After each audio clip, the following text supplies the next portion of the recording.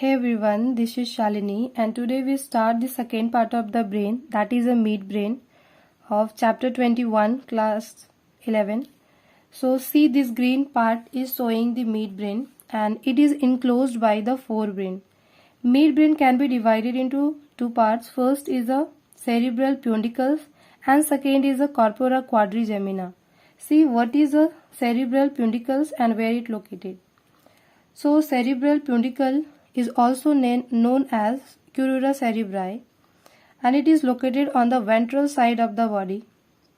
Like जो face जिस side में होता है उसे हम वेंट्रल कहते हैं और बैक साइड को डॉर्सल बोला जाता है. तो जो वेंट्रल साइड होती है उस साइड ही सेरिब्रल पेडिकल्स प्रेजेंट होती है. And what its function? It act as a relay centre. It means that upper part of the brain is connected with the lower part of the brain through this midbrain. Okay, and it means that the cerebral peduncle helps in the connection of the midbrain and the forebrain. Now the second part of the midbrain is the corpora quadrigemina and ये जो होता है वो 4 in number होता है because these two red portion are called as a superior colliculus and these two green part is called as the inferior colliculus and they together known as the corpora quadrigemina. These are 4 in number because these two are red in color and these are two green in color, so all are 4 in number. See what is the function of the superior colliculus and the inferior colliculus.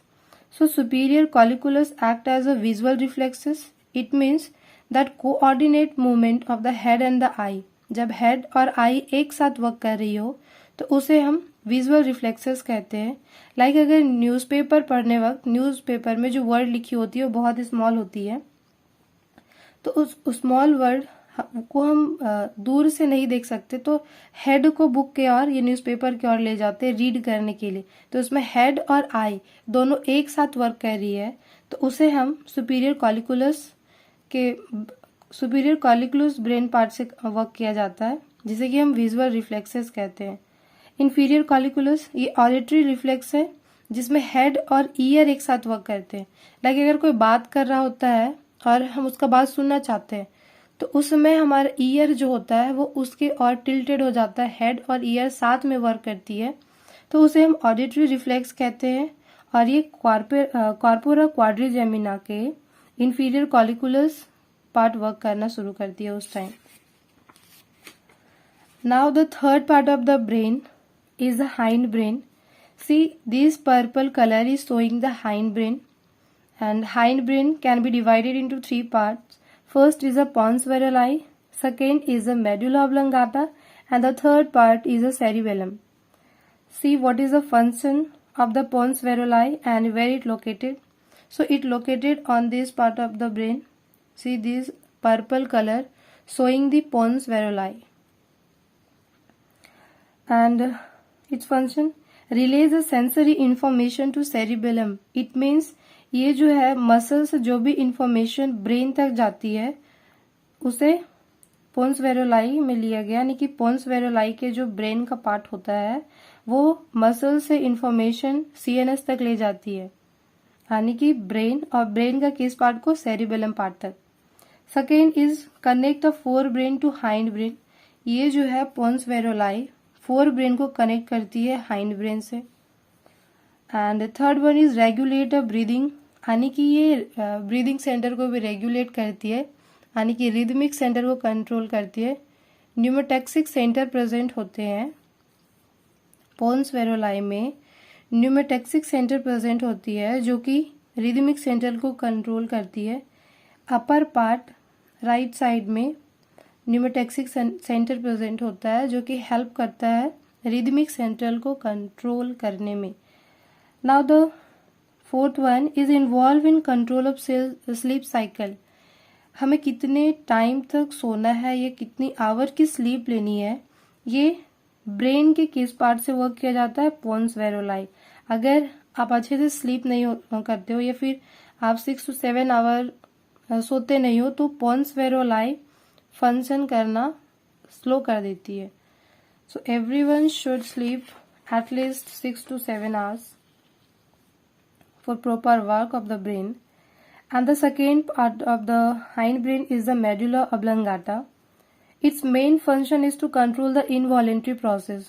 So involuntary process mainly brain और spinal cord के through control किया जाता है, and they control the cardiac center, यानी कि जो heart में function हो रही है वो मेडुला ऑब्लोंगाटा रीजन से कंट्रोल किया जाता है. ब्रीदिंग सेंटर मेडुला ऑब्लोंगाटा से भी कंट्रोल होता है और पीछे पोन्स वेरोलाई से भी कंट्रोल होता है. स्लाइवेशन सेंटर यानी कि सलाइवा का रिलीज होना ये भी मेडुला ऑब्लोंगाटा रीजन के थ्रू कंट्रोल किया जाता है. लाइक कि हमारे माउथ में सलाइवा रिलीज होती है ड्यूरिंग द डाइजेशन, तो माउथ में जब सलाइवा रिलीज होती है तो स्टार्च जो होता है in present of a saliva, यह सलेवरी एमाइलेज कन्वर्ट करती है माल्टोज में. यानी कि सलाइवा जो है अगर नहीं रिलीज होता तो स्टार्च माउथ में कभी भी डाइजेस्ट नहीं होती है. 70% जो स्टार्च होती है वो माउथ में ही डाइजेस्ट हो जाती है due to the present of a salivary amylase, and it convert starch into the maltose, and starch थोड़ा सा एसिडिक होता है माउथ में. Vomit centre it means reverse peristalsis. जो चीज हमारे वैसे पार्ट ऑफ द फूड, जब फूड हमारे स्टमक के थ्रू डाइजेस्ट नहीं की जा सकती तो वो वापस माउथ में आती है, जिसे कि रिवर्स पेरिस्टाल्सिस कहती है, रिवर्स पेरिस्टाल्सिस कहा जाता है, और वो वोमिट हो जाती है. Vasomotor centre that regulate the blood pressure. Like अगर अभी आप स्टडी कर रहे हो एंड आपका पूरा फोकस जो है वो स्टडी की ओर है, तो जो ब्लड फ्लो होगा वो ज्यादातर ब्रेन की तरफ होगा. नॉट ऑल, बिकॉज ऑक्सीजन भी ले रहे हैं, कुछ और भी बॉडी में फंक्शन हो रहा है, तो कुछ ब्लड के पार्ट उस साइड फ्लो करते हैं. लेकिन अगर ज्यादा पूरा फोकस अगर स्टडी में है तो half of the blood volume जो है, मतलब जो भी वॉल्यूम होगा ब्लड का, वो half of the blood brain की ओर फ्लो करना शुरू करेगा. बिकॉज ये स्टडी में रिमेम्बर करना जरूरी होता है, तो रिमेम्बरिंग के लिए ये वर्क करती है, तो इसीलिए ब्रेन की ओर ब्लड फ्लो करना शुरू हो जाता है. Now the third part is part of the brain, मतलब हाइंड ब्रेन का थर्ड पार्ट जो है वो सेरिबेलम है, and it also look like a cerebrum. ये जैसे कि सेरिब्रम जो है वो कॉन्वॉल्यूटेड होता है, तो सेरिबेलम जो है वो भी कॉन्वॉल्यूटेड है. इट मीन्स कि ये हाईली फोल्डेड है, highly folded. Okay, just like a cerebrum as I said. To cerebral hemisphere जो है वो कनेक्टेड होते हैं वर्मिस के थ्रू. यानी कि ये जो ग्रीन पार्ट मतलब ये जो ब्लैक वाली पार्ट है ये वर्मिस है, जो कि दोनों सेरिब्रल हेमिस्फेयर को कनेक्ट कर रही है. देखते हैं इसका फंक्शन क्या है. बैलेंस. इसके काम जो सेरिब्रम का वर्क है वो बैलेंसिंग करने में हेल्प करता है. इट मीन्स कि आप अपने आप को किस तरीके से बैलेंस करते हो सिचुएशन के हिसाब से, वो सेरिबेलम के थ्रू कंट्रोल किया जाता है. सेकेंड पार्ट है spatial orientation. It means spatial orientation का मतलब कह रहा है लाइक किसी भी चीज को अपने स्पेस के हिसाब से फिट करना है. लाइक अगर आप सिंगल बेड में सोते हो अकेले फैर होकर के, तो आप पूरे बेड में स्पेस लेकर के सोते हो, एंड समटाइम गेस्ट अगर घर में आए हैं तो आपको वो बेड कजन के साथ या अपने ब्रदर के साथ जब शेयर करना होता है तो हाफ बेड में अपने आप को मैनेज कर लिया जाता है. या फिर कभी कभी धूल या मिट्टी उड़ रही होती है, तो धूल उड़ने वक्त हमारा आँख जो है वो खुद बंद हो जाता है. और कभी कभी क्या होता है, आँख जब बंद हुआ तो उस तरीके से क्या होता है कि हमारे आईज में डस्ट पार्टिकल्स इंटर नहीं कर पाते हैं, एंड कभी कभी रास्ता में चलते चलते हम अपने हाथ को हटा लेते हैं ताकि किसी से टच ना हो जाए. तो मतलब सिचुएशन के हिसाब से अपने आप को मैनेज कर लेते हैं, and that was a control by the cerebellum of the brain. See it's showing the vermis form. So ये जो अंदर में जो पार्ट, वो जो ये पिंक कलर का दिखाई दे रहा है, मेनली ये व्हाइट कलर का होता है. सो इंटरनल पार्ट जो होती है वो व्हाइट मैटर होती है एंड ब्रांचिंग पैटर्न में होती है. ये आपको दिखाई दे रही है, ब्रांच में बनी हुई है. एंड जो बाहर की पार्ट है वो ग्रे कलर का दिखाई देता है. तो हम कह सकते हैं कि ग्रे मैटर में आर्बर विटे जो है वो व्हाइट मैटर उसमें फिटेड है. ओके,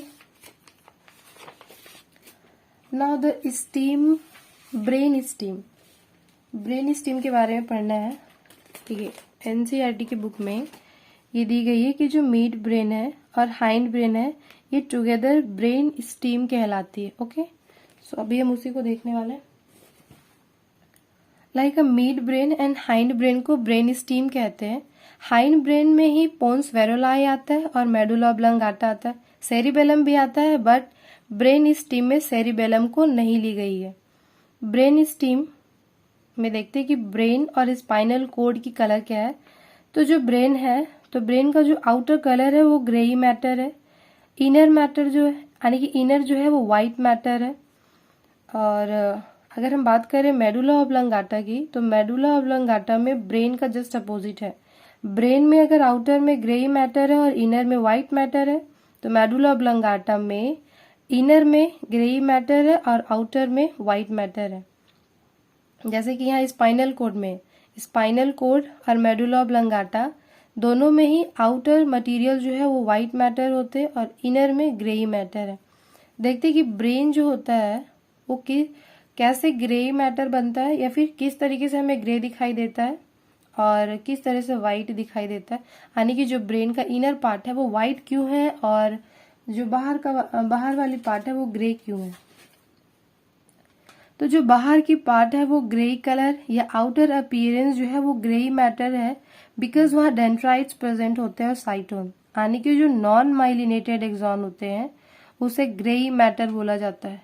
अगर नॉन माइलिनेटेड यहाँ पे नहीं होता तो सारा ब्रेन का पार्ट जो है व्हाइट कलर का होता, but due to the present of a non myelinated sheath and इनमें डेंड्राइट्स आती है और साइटोन आती है.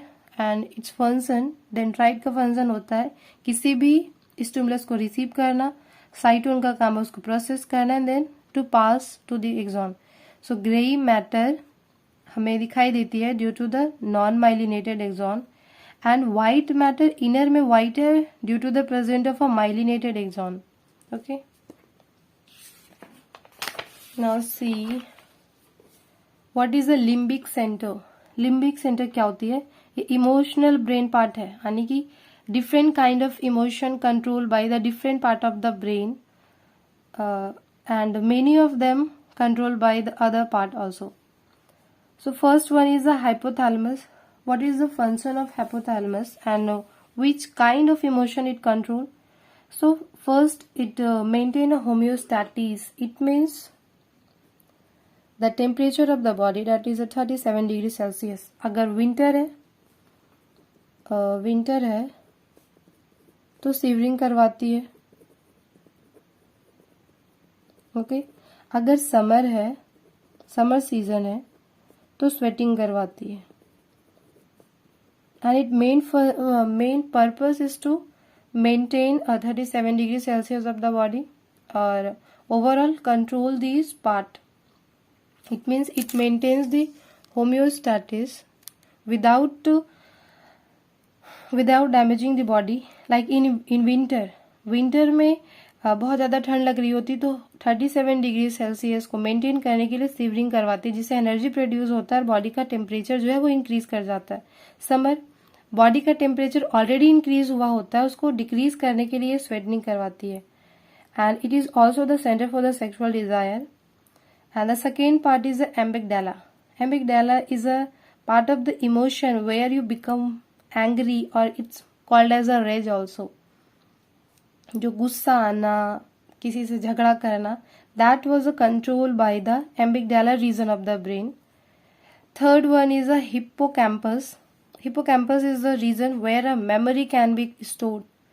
मेमोरी, किसी चीज को याद करना या कोई चीज याद रहता है तो मेमोरी कन्वर्जन है ये.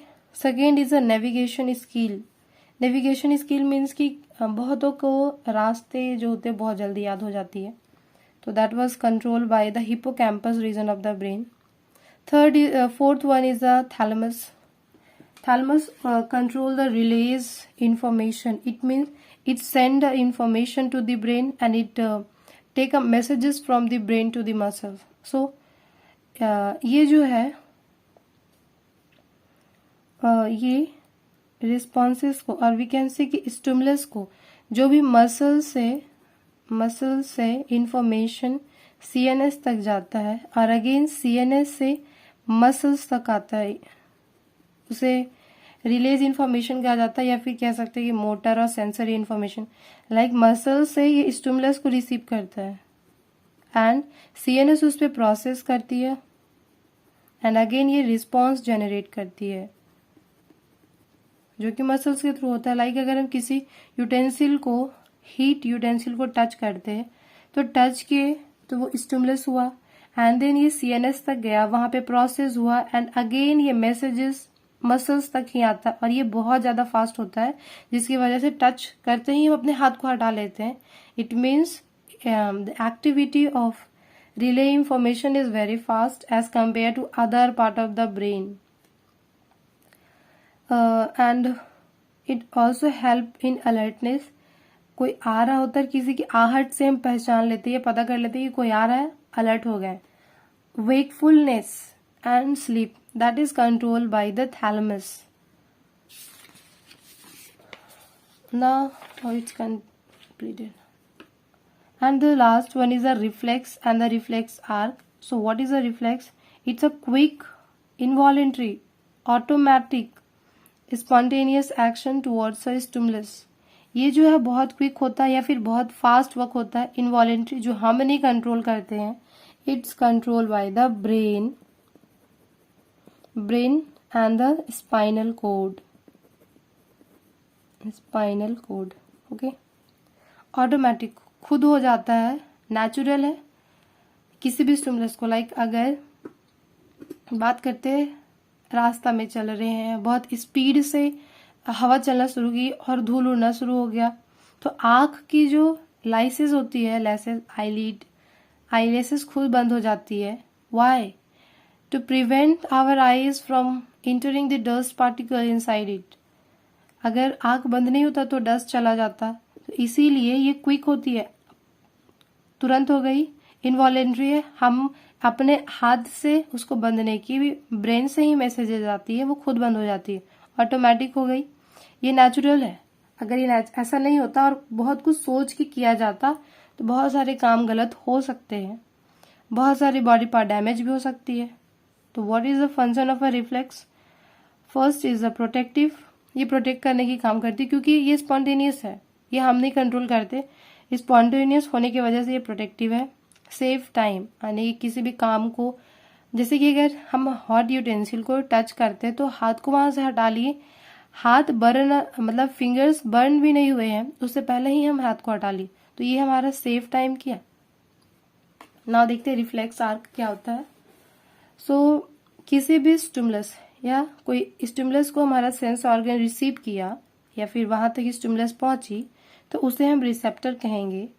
एंड यहाँ पे सेंस ऑर्गन तक जो स्टिमुलस है उसको कैरी करने वाला कौन होता है? तो इफेक्टर न्यूरॉन होता है, अफेक्टर न्यूरॉन। उसे हम सेंसरी बोल सकते हैं, रिसेप्टर्स कह सकते हैं, या नर्व भी कह सकते हैं, बट मेनली अगर इफेक्टर न्यूरॉन याद रखे तो ज्यादा इजी है। एंड यहाँ से फिर मैसेजेस जो है वो सीएनएस, यानी कि ब्रेन और स्पाइनल कोड तक ये मैसेजेस जाती है, स्पाइनल कोड। ओके, ये यहाँ तक मैसेजेस गई। अब यहाँ तक जो मैसेजेस गई है तो यहाँ पे जो भी वर्क होगा किस न्यूरॉन के थ्रू होगा? तो इंटर न्यूरॉन के थ्रू होगा। इसे हम कनेक्टर भी कह सकते हैं या फिर रिले न्यूरॉन कह सकते हैं। अब यहाँ पे मैसेजेस प्रोसेस हो चुकी है, अब यहाँ से रिस्पॉन्स को ले जाने का काम जो होता है वो इफेक्टर न्यूरॉन का होता है। एंड इफेक्टर तक आने की, अगर मसल्स में या बॉडी में, लिम्स में कहीं भी स्टिमुलस हुआ था तो रिस्पॉन्स उसी जगह में जाती है, तो उसे हम इफेक्टर कहते हैं। And we response against any stimulus.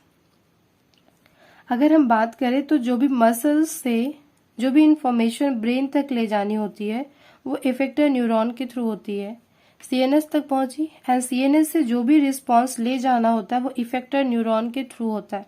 Like अगर हम बात करें एग्जिट की, तो एग्जिट का मतलब होता है निकलना, तो ब्रेन से जो भी रिस्पॉन्स निकल रहा है वो इफेक्टर न्यूरॉन के थ्रू कैरी किया जाता है।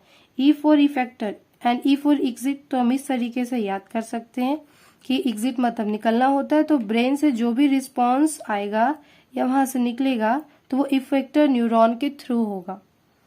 ओके,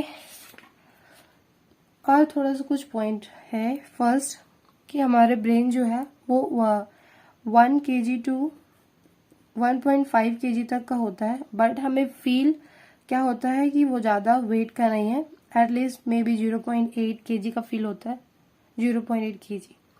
इट मीन्स कि ब्रेन में जो है वो बहुत ज़्यादा फ्लूइड प्रेजेंट है, एंड फ्लूइड का काम क्या होता है, बायोन्सी को प्रोवाइड करवाना। तो ये अपथ्रस्ट बायोन्सी को प्रोवाइड करती है, जिसकी वजह से ब्रेन हमें लाइट फील होता है।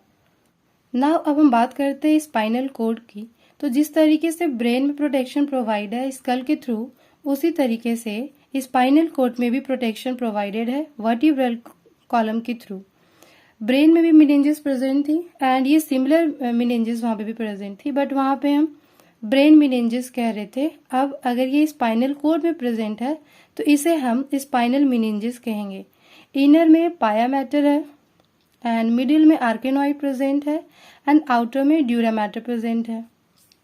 ये जो स्पाइनल कॉर्ड होती है वो वर्टिब्रल कॉलम में एक न्यूरल कैनाल प्रेजेंट होता है, न्यूरल कैनाल के मिडिल में स्पाइनल कॉर्ड प्रेजेंट होती है। Okay, so this is the protection of the spinal cord. Now अगर हम ट्रांसवर्स सेक्शन देखें स्पाइनल कॉर्ड का, तो ट्रांसवर्स सेक्शन में क्या दिखाई देता है कि जो स्पाइनल कॉर्ड है उसके अंदर यानी कि इनर जो है, इनर साइड में ग्रे मैटर है और आउटर साइड में व्हाइट मैटर है। जस्ट ये अपोजिट है ब्रेन के, क्योंकि ब्रेन में इनर साइड व्हाइट मैटर है और आउटसाइड में ग्रे मैटर है। So this is the end of the central nervous system. So thank you for today, and if you like this video then share and subscribe this channel.